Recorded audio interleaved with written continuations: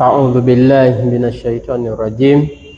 بسم الله الرحمن الرحيم.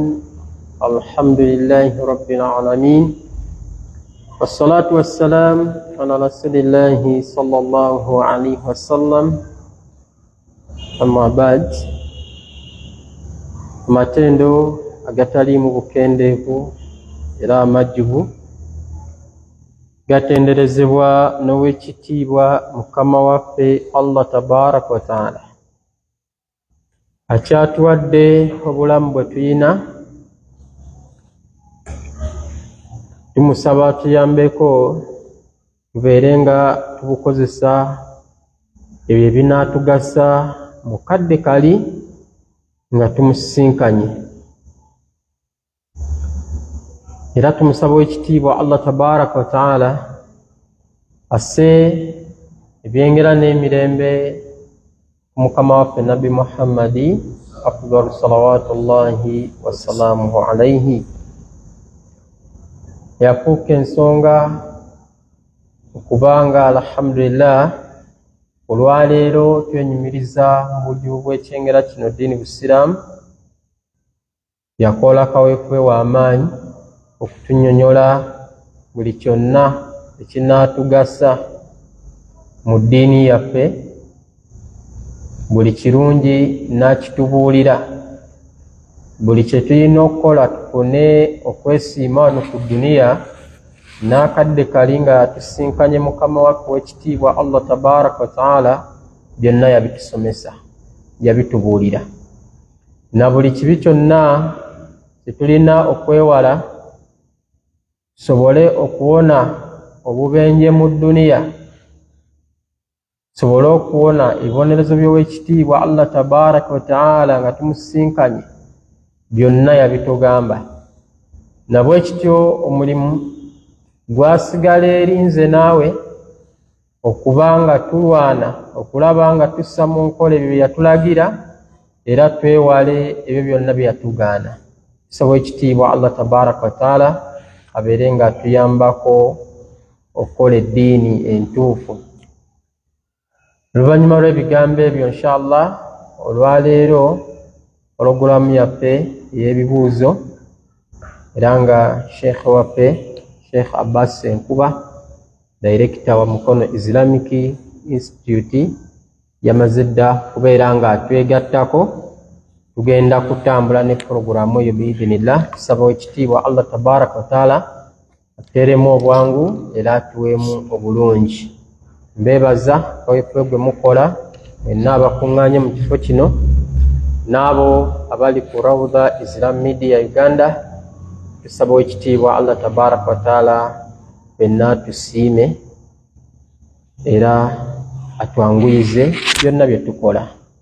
Ngenda kusaba Sheikh asooke atubuuzeeko, ate insha Allah tulyoke tweyongereyo.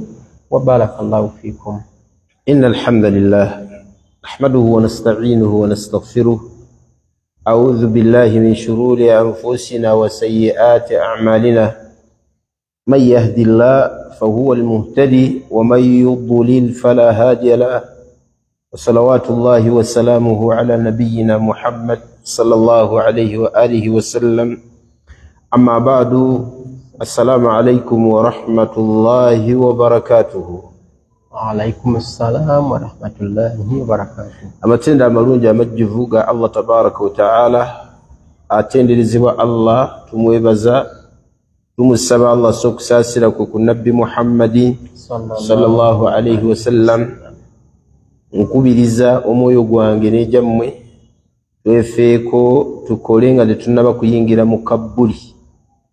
Ayingidde kabbuli yamanyi obuzibu obuliyo, atannaba kuyingirayo tosobola kubulaba. Ate bw'oba oyingidde kiba kitegeeza nti togenda kuddayo kufuna chansi ekola. Chansi ekola tugifuna tuli mu duniya. Abawalimu bakyogera nga baga nti ad-dunya darul amal, ensi eno kifo kya kukolerako. Amma al-akhirah, ate enkomerero fahiya daru al-jaza. Allah aba atukola ki? Agenda tusasula byetubadde tukola ku nsi.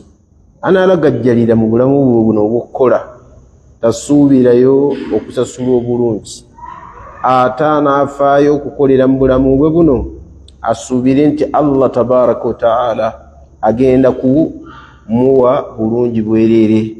walillahi ma fi ssamawati wa ma fi lardi liyajziya alladhina asaa'u bima amilu. Allah tabaraka wa taala agenda kusasula abaakola obubi okusinziira ku ebyo bye baakolanga.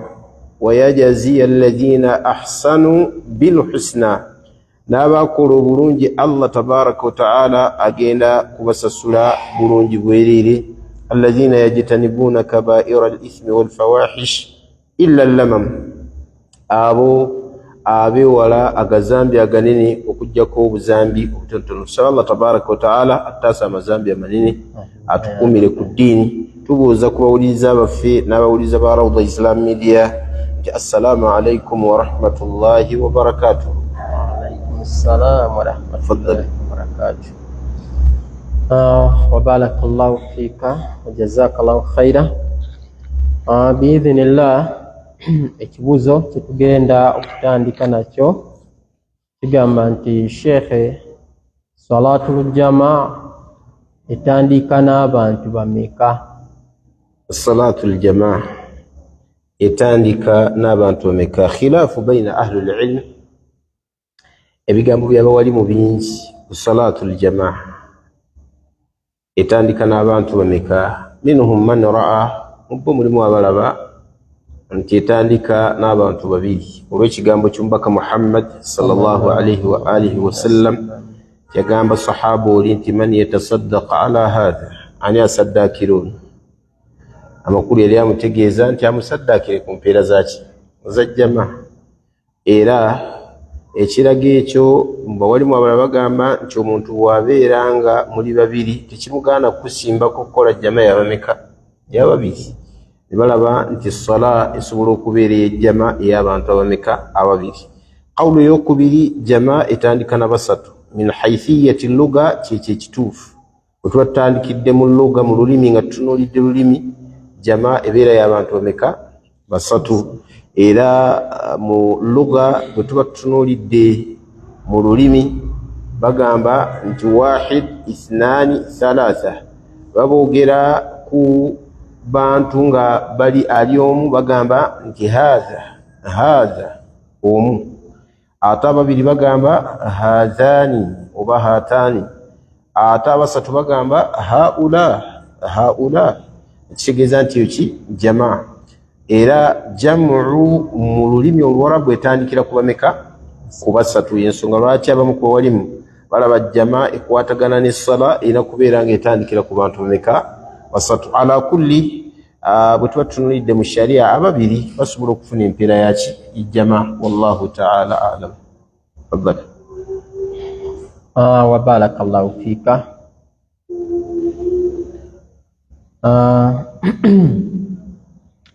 Sheikh, singa abantu babiri babeera nga basala mu muzikiti nga batambuze oba nga babadde basala swala yaabwe, ab'ekyalo tukkirizibwa okutandika jama eyaffe singa obudde bubanga butuuse bwe tusaliramu jama? okusooka kwa byonna, abatambuze bwe babanga bali ku nteekateeka yaabwe ya butambuze, ekisinga obulungi kwe kubeera nga mubaleka ne basaala esswala yaabwe ey'abatambuze. oluusi ebyabwe bibeera byanjawuloko. Allah tabaraka wa taala yawa abatambuze byataawa batuuze, era bawali bagenda babimensioninga nti kino Allah yakiwa omutambuze. mu bye yawa omutambuze Allah tabaraka wa taala yamuwa nti bw'aba asiibye asobola okuba nga asiibulukuka olw'olugendo. qala Allahu taala waman kana maridan faman kana minkum maridan au ala safarin fa'iddatu min ayami ukhra. omuntu omulwadde oba ali ku lugendo Allah yamuwa chance okubeera nga ali mu Ramadani n'asiibulukuka n'asiiba nga Ramadani ekoze eki, nga Ramadani eweddeko. N'agamba ekyokubiri, Allah kyawa omutuuze omutambuze yamuwa nga bw'aba asiiga sookisi oba khufu akkirizibwa okusiika ennaku 3 n'ebiro byabyo nga bwe kyajja mu bigambo bya Ali ibn Abi Talib radiyallahu ta'ala anhu. Ali radiyallahu ta'ala anhu yatugamba nti nabbi waffe Muhammad sallallahu alaihi wasallam yawa omutuuze ng'atuulo oba asiiga ekiro kimu n'olunaku lwakyo oba olunaku n'ekiro kyalwo, ate omutambuze n'amuwa ennaku 3 n'ebiro byazo. Ensonga endala gye yawa kwe kusala ku ssala. Allah tabaraka wa ta'ala agamba fa idha darabtum fil ardi, bwe mubanga mugenze mu ngendo mutambudde, falaysa alaykum junahun, temulina buzibu an taqasuru min as-salati, okusala kuki ku ssala, in khiftum an yaftinakum alladhina kafaru. Omuntu ali mu lugendo akkirizibwa okukola ki? Akkirizibwa okusala ku ssala. Kati olw'okuba enteekateeka y'omuntu w'olugendo yanjawulo, bangi bawali baga nti babazze jama yaabwe, abalesi ne basaala ejjama yasinga obulungi. Amma bwe tubanga tulina enteekateeka nabo, tusobola okukkaanya omutambuze n'atusaaza, oba imaamu w'ekitundu n'akola ki? N'atusaaza, ng'enteekateeka yawamu baakyalidde ffe. Tusobola okukkaanya omutambuze n'atukola ki? N'atusaaza. Bw'atusaaza yasaala 2 dhuhur, asaala 2 dhuhuran, asiri n'asaala 2, wa ishaa n'asaala mmeka? 2. Omutambuze asaala 2, fe fanutimu ne tujjuza 2 ne tuzikola ki? Ne tuzongerako, netugenda nga tuzongerako. So bwe tutyo bwe tukola singa tuba omutambuze yakyalidde ffe nga tumumanyi ne ku kyalo. Nabbi sallallahu alayhi wasallam bwe yasyalanga e Makka bitundu ng'asaala, abatuuze ne bakola ki? Ne bayimuka ne bongerako, kubanga bo batuuze.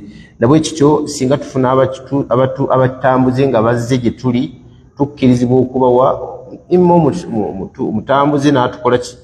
N'atusaaza, oba okubanga omutuuze atusaaza. Ate omutuuze bw'atusaaza kitegeeza nti ffe abatambuze tuyina kujjuza, ffe tetuliiko byakendeeza, yete nniya y'okweyawula tuviireko wakatila. Tuyina kusaala nga tugoberera nteekateeka ya muki?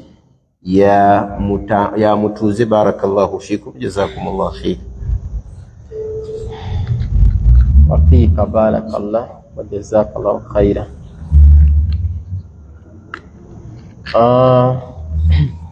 Kibuuzo ekiddako kigamba nti Sheikh, singa sanga abantu babiri nga basaala, nze bwe mba mbeeyungako, nyimirira ku sayidi eya kkono oba nkoona ku oyo ali ku sayidi ya ddyo nadda emabega? Singa nsanga abantu babiri nga basaala, amakulu omu imaamu omulala maamumu, omu asaaza omulala bamusaaza, bwe njagala okubeeyungako nkoona ku oliyo imaamu oba maamumu, ekituufu kiri nti ayina ekifo gw'okoonako. Ayina ekifo gw'okoonako. Bw'abanga imaamu ayina ekifo mu maaso, mukooneko agende mu maaso.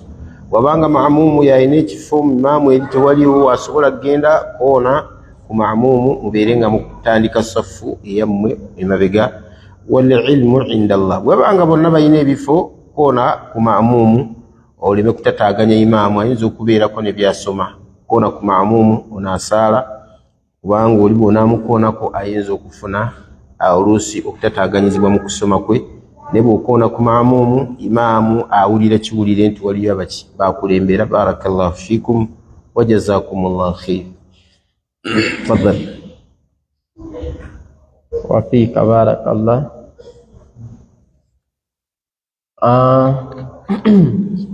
Sheikh,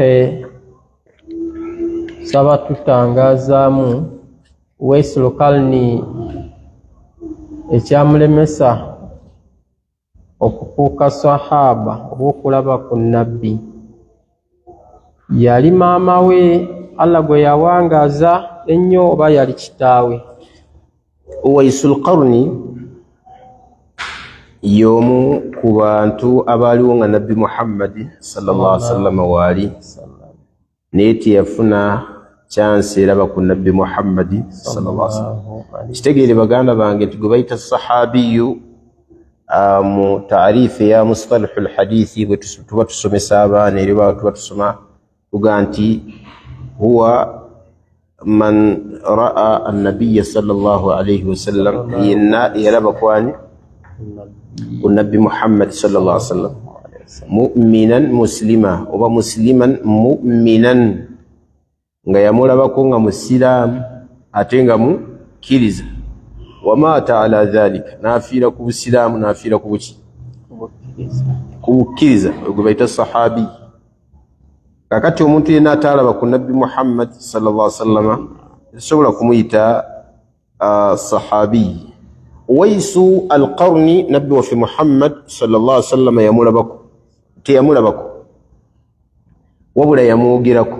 Nabbi yayogera ku Uwais al-Qarni mu bigambo bye ng'agamba Umar ibn al-Khattab radiyallahu ta'ala anhu, waliwo omusajja ali Yamani eyo, omusajja oyo yalize n'asinkana naye maama we alabirira maama we yamulemesezza okubeera ng'akola ki, ng'ajja okubeera nga ansinkana.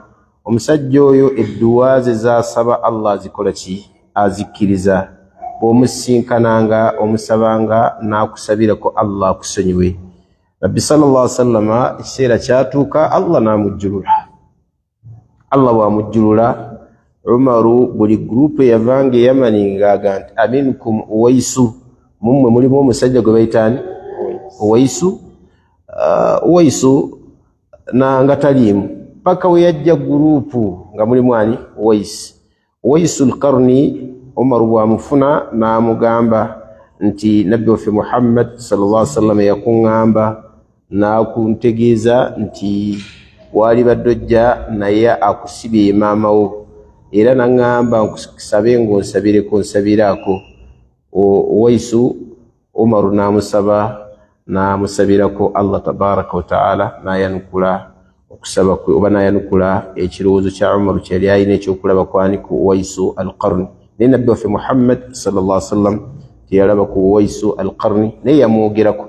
Ekyo nno kitegeeza obwannabbi bw'omubaka Muhammad sallallahu alaihi wasallam, kitegeeza nti nabbi mubaka wani wa Allah, kuba yaprofesayizinga ekyo ekyali kitamanyiddwa banene oba bangi mu bantu abaaliwo, nga ye yekka yakimanyi nabbi waffe Muhammad sallallahu alaihi wasallam. Barakallahu fikum, jazakumullahu khair.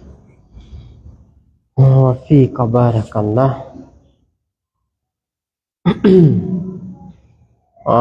Shekhe saba kumutangazaamu, bwe baba bawoowa taata yakwata mutabani we mu ngalo oba omutabani akwata omugole omukyala mu ngalo. Okusooka kwa byonna okukwata mu ngalo qawlu qadimu emanyikiddwa wano, naye si nti kyeki sunna y'okuwoowa, abantu twakimanyiira, naye bwe baba bakikoze la ba'sa bihi, naye twakimanyiira ne mulina okukwata muki mu ngalo, naye mba temukutte mu ngalo khalasi, kuwoowa kubeera kutuufu nnyo emirundi 10 ku kinne waakyo. Bangi balowooza nti otakwata mu ngalo kuwoowa kuki kufu, wallahi kuba kutuufu nnyo. Okutte mu ngalo tokutte muki, okuwoowa kuba kutuufu 10 kuki kinnaakyo, kasita shurutu z'okuwoowa kukola ki zivaayo. Era mu bukwakkulizo bw'okuwoowa tekuliimu kukwata mu ngalo, tekuliimu, wabula okumukwatako mu ngalo kitegeeza bwa sseruganda, oluusi kuzza bwa sseruganda bwa busiraamu. Obwa sseruganda bw'obusiraamu bulimu okukwatako muki mu ngalo. So bwe baba bakikoze la ba'sa bihi, tekirina buki buzibu. Naye bwe tebakikoze abantu baleme kulowooza nti olw'okuwoowa kuki kufu. Bwe tuba tuwoowa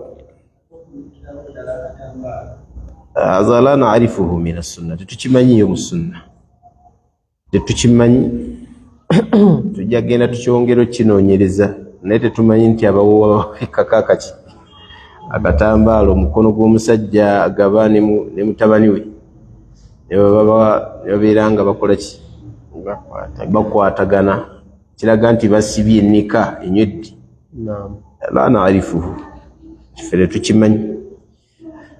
Tayib, okuwoowa mbula gyebiri waliwo ebigambo ebiri mu madhahibu nga gyebiri bingi ebyogera ebyo naye nga obinoonyaako oluusi obujulizi obutuufu nga tebikola ki nga tebiriiwo. Omuntu agenda okuwoowa, bwe tuba tugenda okuwoowa tuwoowa musajja na mukyala oba musajja na kitaawe. Be tuwoowa ono agaba gwe bayita wali. Bwe tuwoowa netumuwoowa noono gwagenda okuwa. Amakulu aqdi eno endagaano ebeera wakati w'abantu bameka? Babiri. Ekyo nabbi kyaga nti la nikaha illa biwali. Tewaliwo nika etuuka teri kuwoowa kutuufu okujjako nga waliwo atuwa omuwala oba atuwa omukyala. Atuwoowa alina obukwakkulizo, alina kubanga dhakarun, alina kubanga musilimu musiraamu, dhakarun musajja, baaligun nga mukulu, aqilun nga akola ki nga ategeera. Abamu ku bali bateekako adilun, alina okubanga mu nsonga z'eddiini alina adaala nga mwenkanya eswala zisaala ewa Allah, kusiiba zaka bw'aba alina mugagga agiwa alina okubanga abikola ebyo byonna. Wallahu ta'ala alam. Okuwoowa bwe tuba tukutunuulidde kuba n'abawoowa alina kubeera nga awoowa alina ebitende ebyo. Omukyala tawoowa, tagaba. Mukyala tagaba. Ekyokubiri, omukaafu tagaba. La waliya lah, la wilayata lah, talina bwaki. Era omuntu nga taata we si musiraamu obukyusa tantakilu lwilaya minhu, tubumujjako asigaza obwataata nti taata, naye wilaya ekyuka nedda wani? Edda wa kitaawe.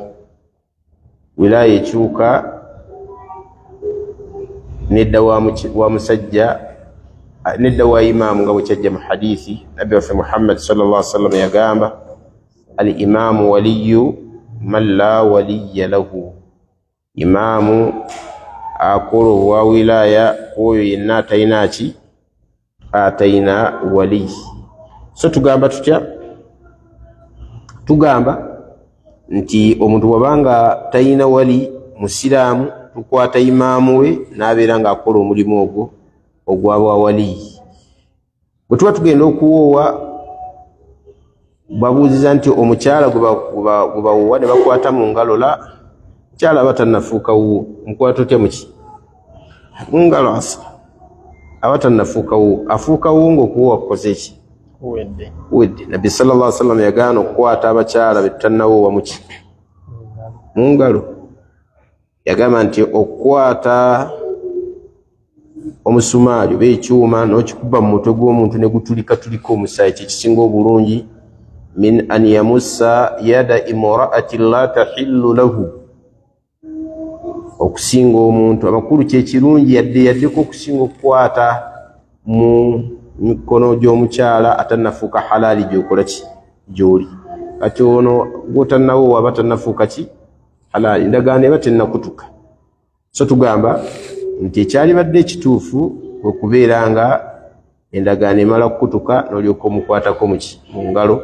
Bwe tuba tuwoowa taata oba yenna ali mu kifo kya taata nga jjajja, mutabani, mwannyina w'omugole n'abalala bataata abato ne gw'aba asigidde nga imaamu, abo be tuwoowa noono azze okusaba omukyala, so si mukyala nti kwe tukwata muki? Ngalo. Mukyala ne bw'aba taliiwaawo, kasita kino kimala okukutuka ekyabano, olwo kiba kiwedde, naye nga tugoberezaako n'okusiima kw'omukyala babe tugenda okuwoowa balina okubanga waliwo arida baina azzawjain, walina okubeerawo okusiima wakati w'abafumbo ababiri. Barakallahu fikum, jazakumullah khair.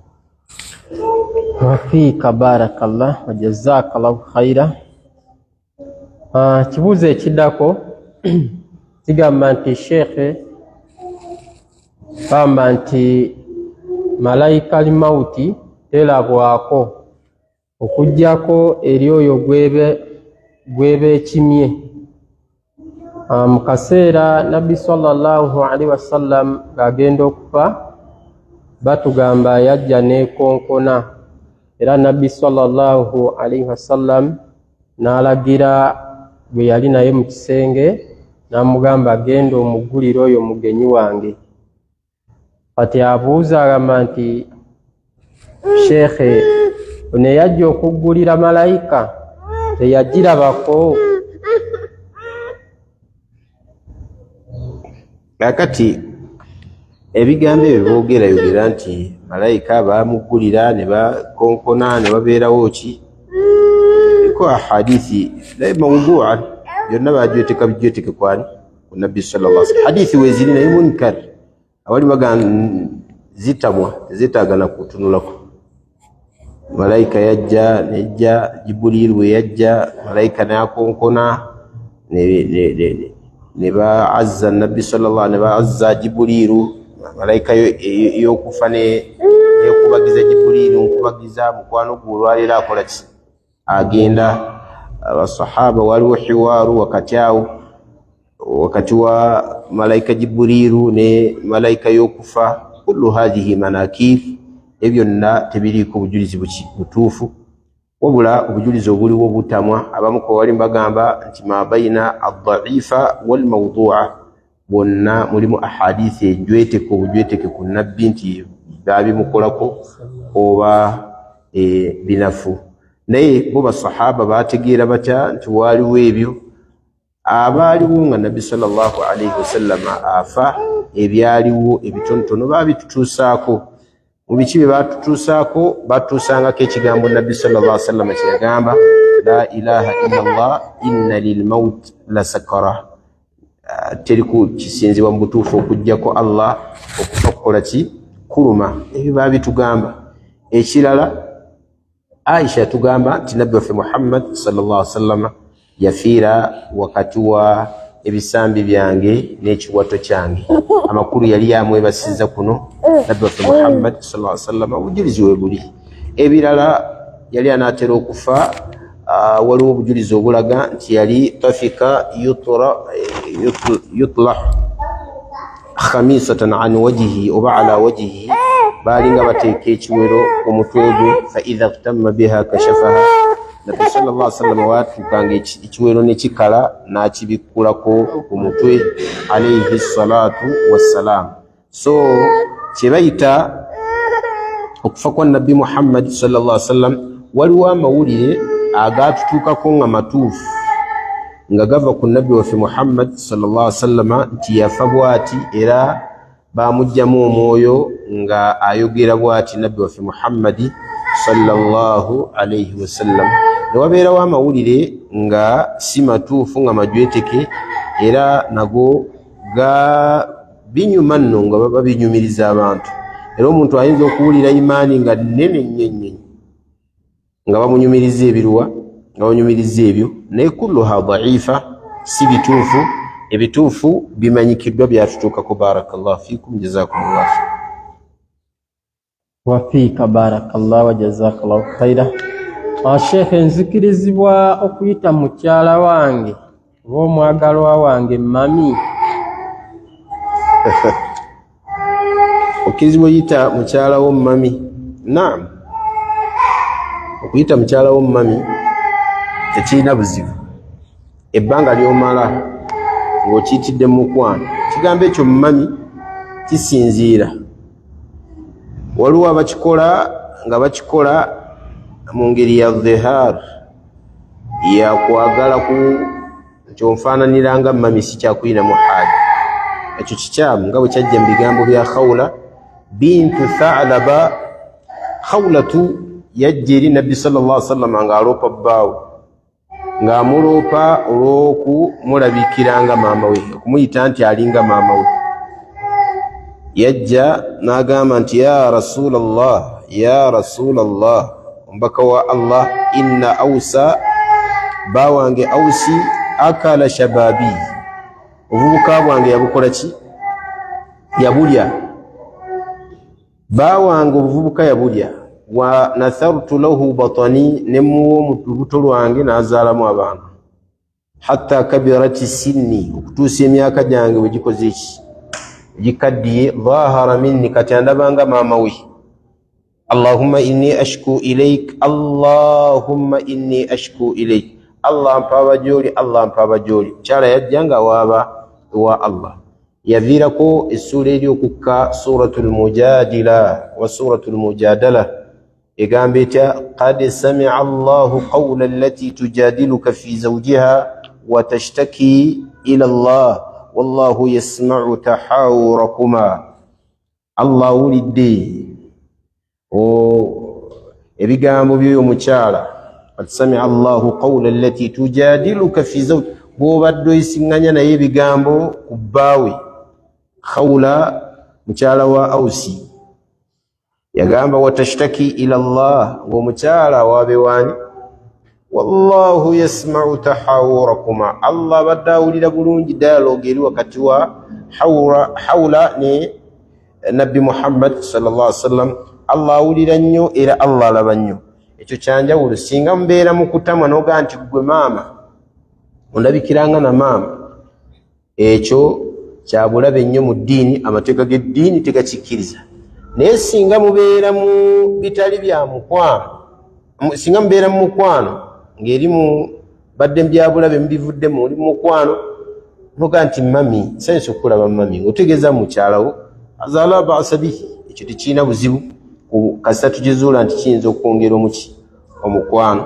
Bitonde bikyasinza okubeera ebyagalwa eri abantu bonna, basajja n'abakyala, ye maama. Akati ono alaba nti asemberedde okubeera ng'afaananamu ko, yadde nga si ye maama, naye laavu ye eri maama we esemberedde okubeera nga efaananamu ey'obukyalo ono. Kitegeeza nti tekirina buzibu kubanga kitegeeza kwagala na kukuuma mukwano gwabwe. Wallahu ta'ala alam. Era n'amannya gonna agafaanana ekyo nga bebi, twasobola okuyita namuyita ki? Bebi.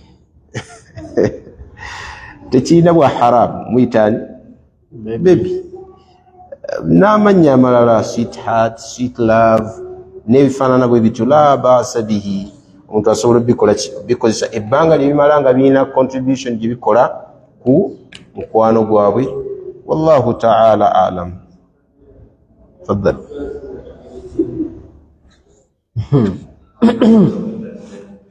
Naam. Abakyala tubakuutira balekerawo kuyita amannya agata contributing ku love. Ate waliwo ekiseera bwe batuuka wallahi nga batamiddwa ddala nga baatamwa. Baatamwa nga gano amannya tebakyagakozesa agagungiramu. Amannya ge balina taata Muhammad bamuyita Kirevu. Akonjedde mukyala we, omukyala omukonjedde tamuyitangako Kirevu. So barakallahu fi.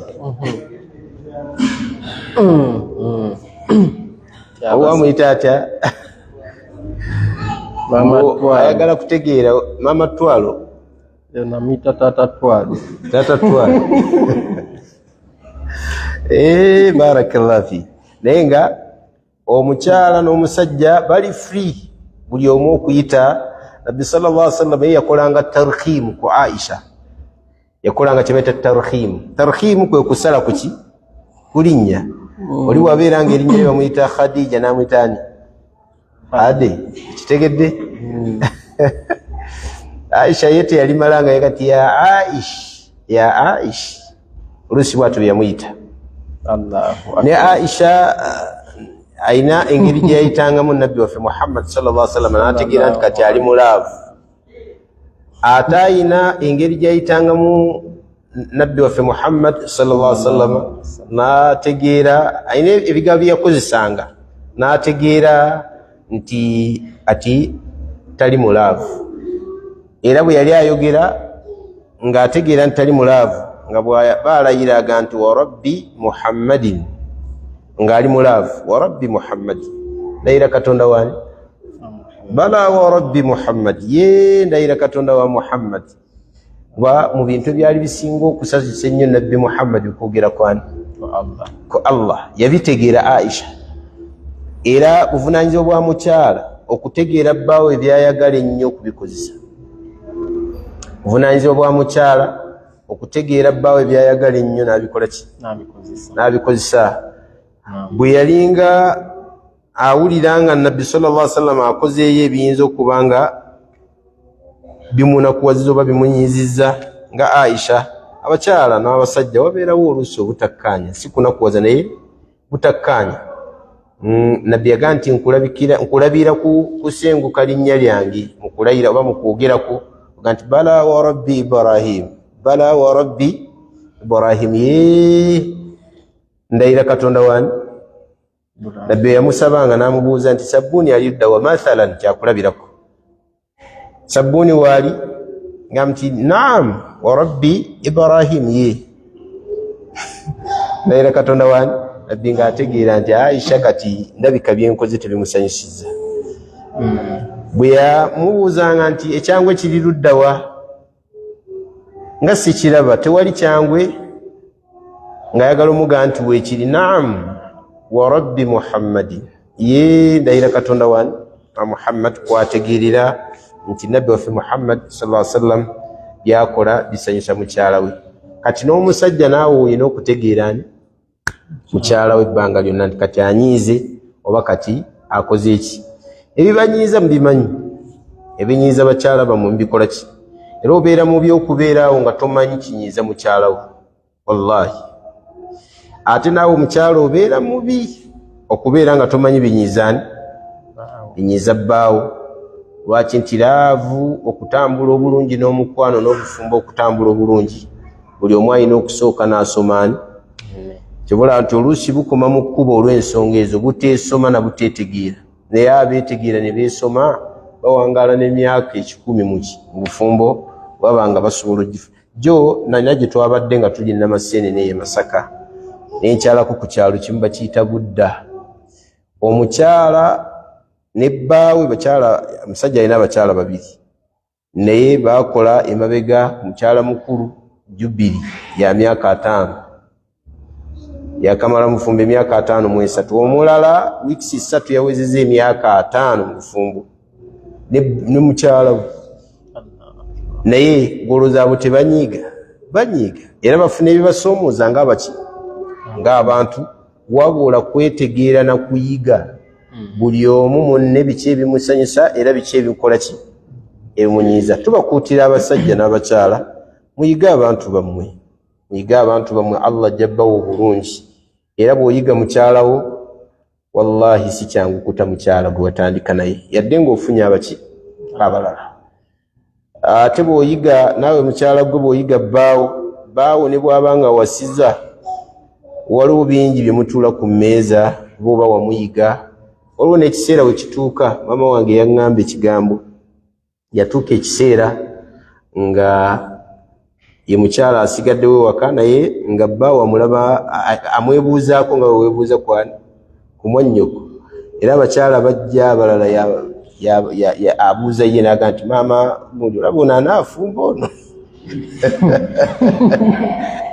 anaafumba ono okusinziira ku byakola gavuga nti inshallah tukwate mpolampola kuba ye amanyi embeera zaani za haaji yaziyiga so mumbeera efaanana bwetyo waliwo ekiseera omukyala bw'atuuka nga bateesa ne bbaawe nga bw'oteesa naani nga bw'oteesa ne mwannyoko wallahu taala alam barakallah fi wafiika barakallah wa jazakallahu khaira shekhe taata waffe yafa naye ekiseera bwe kyatuuka ne bamwabiza olumbe naye abaana abamu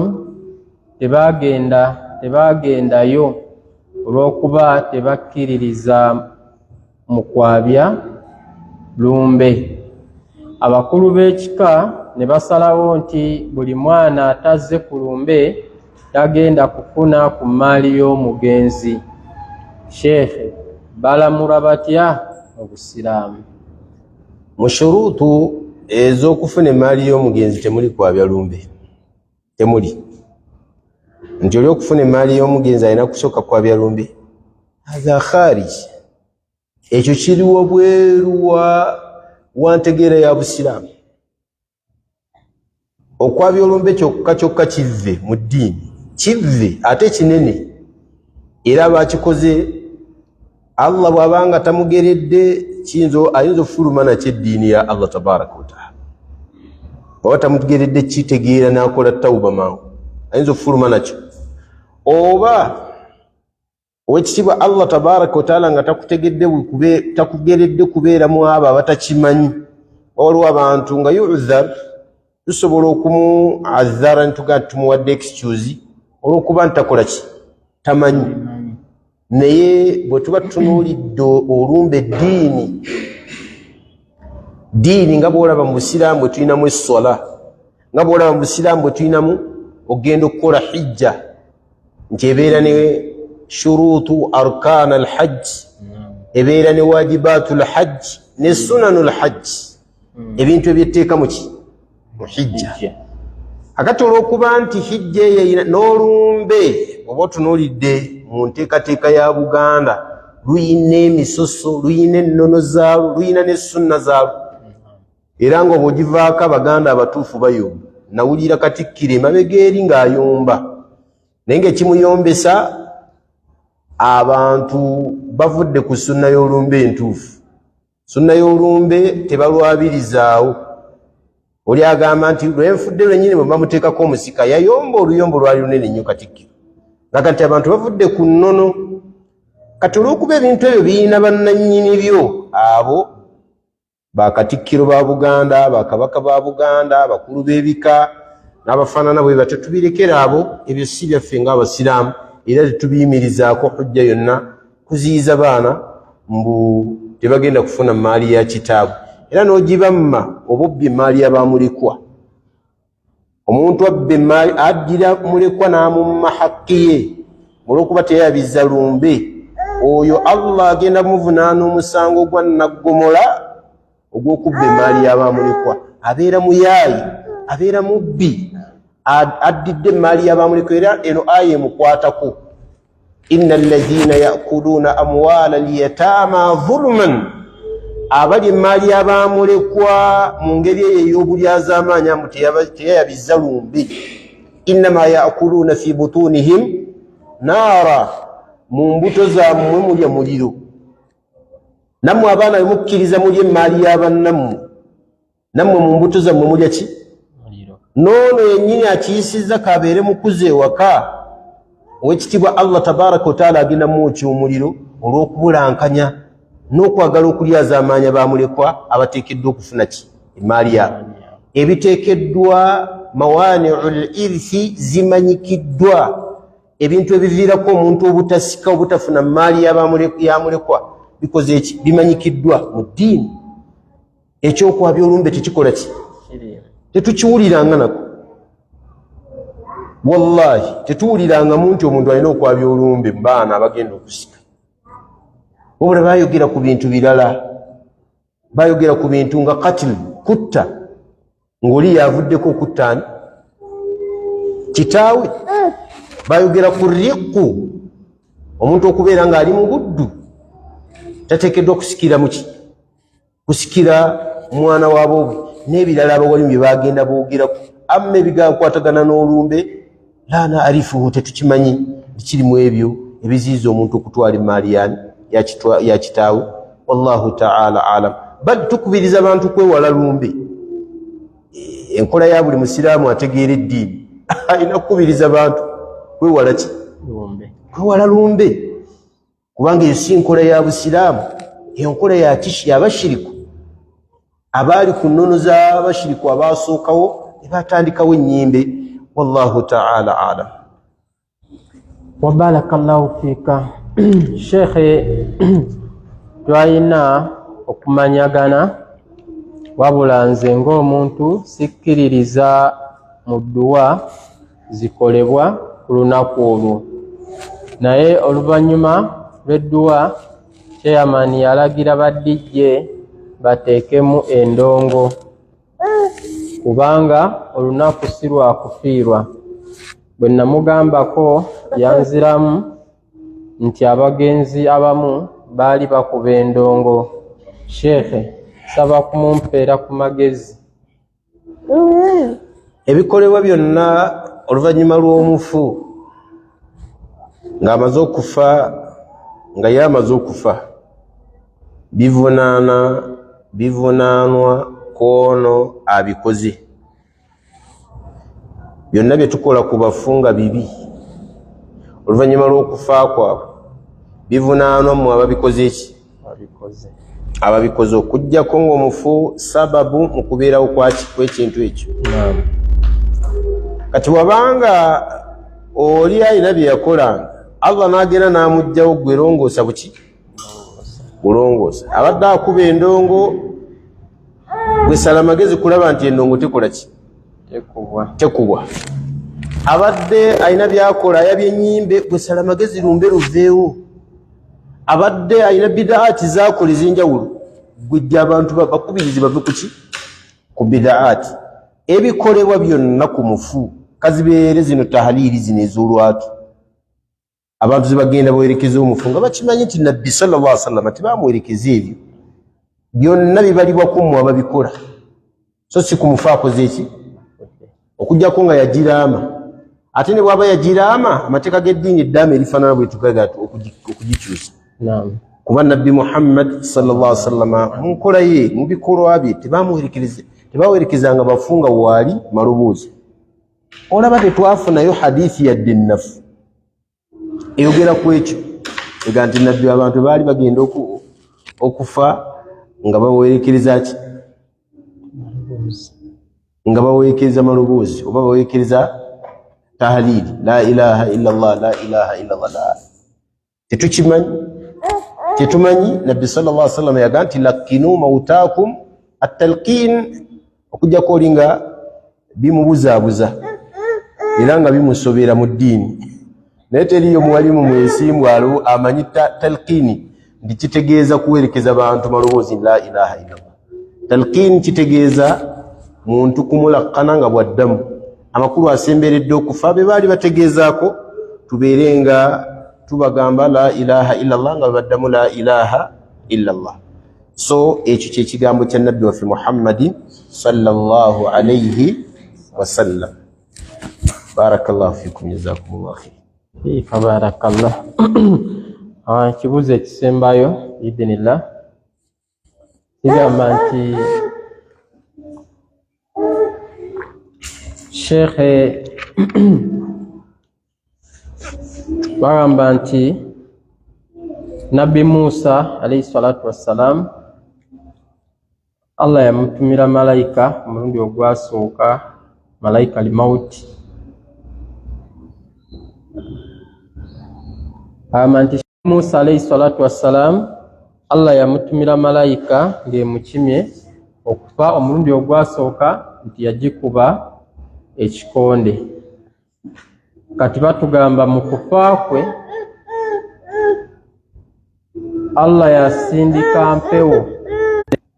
N'ebimu bituufu, ebimu si biki? Si bituufu. Mu bituufu ye hadithi gyayogedde Musa aba agenda okufa, Allah amutumira malayika.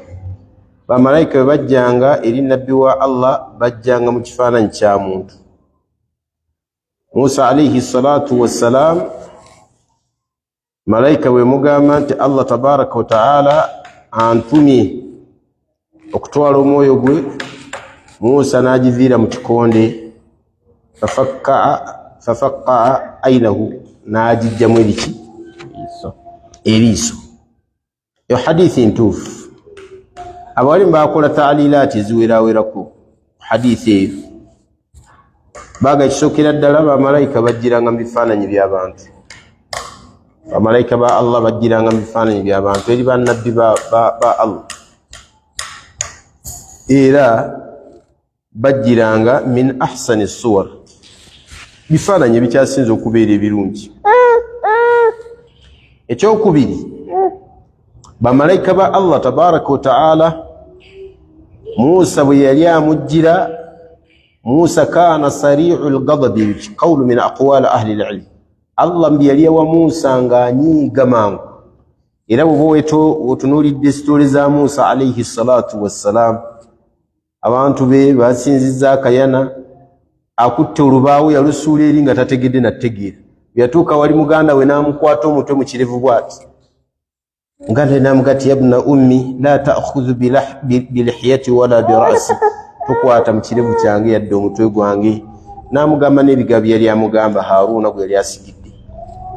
Musa alayhi salatu wassalam tannafuuka nabbi, omusajja yali ataasa, ono ali ku saidi y'abantu be, ono ava eri ku saidi y'abalabe be. Musa abaabataasa bagati temwali lwanyi, oli agaana. Fawakazahu Musa, Musa yamukuba knockout ekikonde eki, fakada alayhi, Allah n'amujjulula. Kakati abawali bagamba nti Musa yali sari'ul ghadab. Kati kino kye yali akuba, yakuba kifaananyi kya muntu ekyamujjira naye nga tasobola kumegga malayika yani ya Allah tabaraka wa taala. Bambaga nti Musa kana qawi, yali w'amaanyi. Musa alayhi salatu wassalam yali w'amaanyi era ng'ebyo abisobola.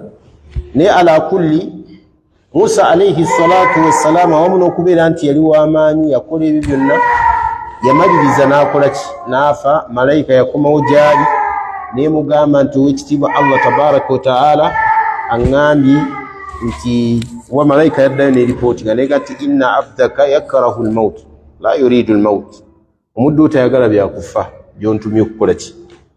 N'amugamba nti n'amusindikira endiga, n'amugamba nti mugamba agikwateko obwoya bw'anaaba afunye mu ngalo bwe myaka gy'agenda okumala ku nsi. Musa n'amubuuza thumma ay, oluvannyuma lw'okuwangaala emyaka egy'obufukunya mpanga kiki ekiddirira awo?